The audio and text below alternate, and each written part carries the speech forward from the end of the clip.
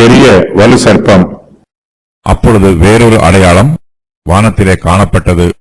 7 தலைகளையும் 10 கொம்புகளையும் தன் தலைகளின் மேல் 7 முடிகளையும் உடைய சிவப்பான பெரிய வலு சர்ப்பம் இருந்தது. அதன் வால் வானத்தின் நட்சத்திரங்களில் 1/3 பங்கை இழுத்து அவைகளை பூமியில் விழத்தள்ளிற்று. பிரசவ வேதனைப்படுகிற அந்த ஸ்திரீ பிள்ளை பெற்றவுடனே அவளுடைய பிள்ளையை பட்சித்து போடும்படிக்கு அந்த வலு சர்ப்பம் அவளுக்கு முன்பாக நின்றது. அப்போஸ்தலர் யோவான் வானத்திலே சூரியனை அணிந்திருந்த ஒரு ஸ்திரீயை அடையாளமாக காண்கிறார். இதைத் தொடர்ந்து அவர் வேறொரு அடையாளத்தை வானத்தில் காண்கிறார். கர்த்தருடைய சபைக்கு விரோதமாக சத்ருவானவன் எழும்பி வருகிறான். அவன் பெரிய வலு சர்ப்பம் போல் இருக்கிறான்.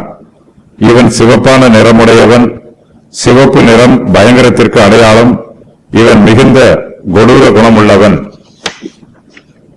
பெரிய வலு சர்ப்பத்திற்கு 7 தலைகள் இருக்கிறது. இந்த 7 தலைகளும் ரோம பேரரசை குறிக்கலாம் என்று வேத பண்டிதர்கள் சொல்லுகிறார்கள். வலு சர்ப்பத்திற்கு 10 கொம்புகளும் இருக்கிறது.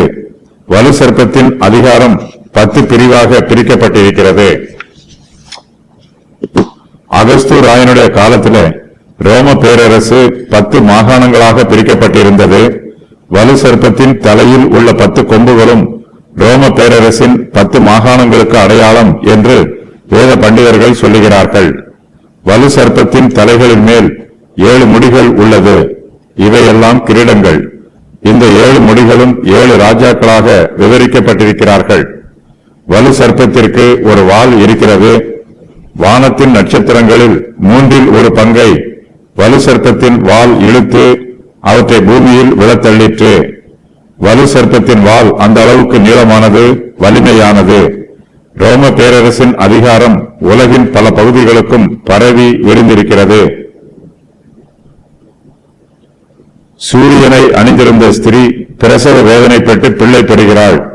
பிள்ளை பிறந்தவுடனே அவளுடைய பிள்ளையை பட்சித்து போடும்படிக்கு வலு சர்ப்பம் அவளுக்கு முன்பாக நிற்கிறது. ஓரிடத்தில் சபை ஸ்தாபிக்கப்படும் போதே சாத்தான் அதை அழித்து போட முயற்சி பண்ணுகிறான். சபையின் ஆரம்ப நிலைமையிலேயே அதை உபத்திரவப்படுத்துவதற்கு சாத்தான் அங்கு வந்து விடுகிறான். கிறிஸ்தவ மார்க்கத்தை ஆரம்பத்திலேயே அழித்துவிட வேண்டும் என்பதுதான் சாத்தானுடைய வஞ்சகமான திட்டம்.